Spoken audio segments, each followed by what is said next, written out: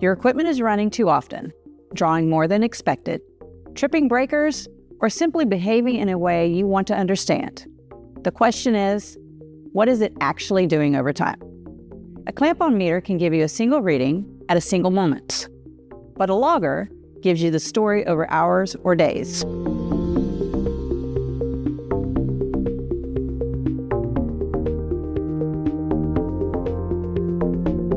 With the AEMC instruments model L411 single-channel current logger and an AEMC line splitter, you can capture the actual current draw of a specific appliance right at the outlet level. Today, we'll show how the L411 can be paired with a line splitter to profile a load over time, characterize operating cycle behavior, and capture nameplate currents against actual current draw.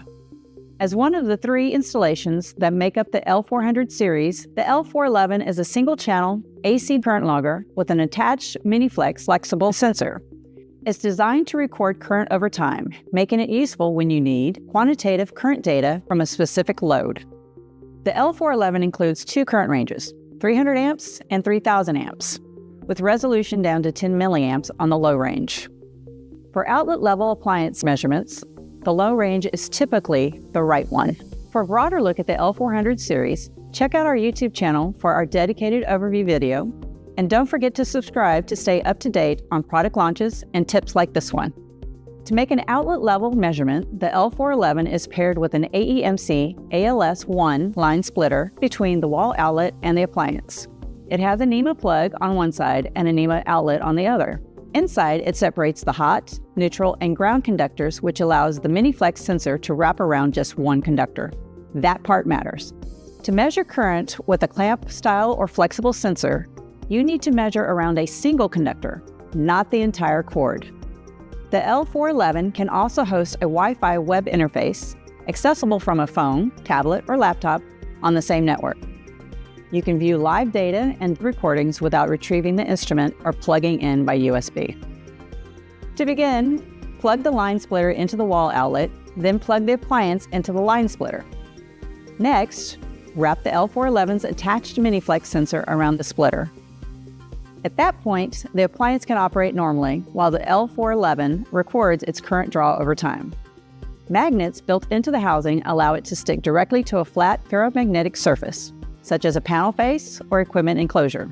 It also has a notch for hanging from a hook and non-slip pads on the back for setting it on a flat surface. So, without brackets, tape, or extra hardware, you have 3 ways to position the logger for the test.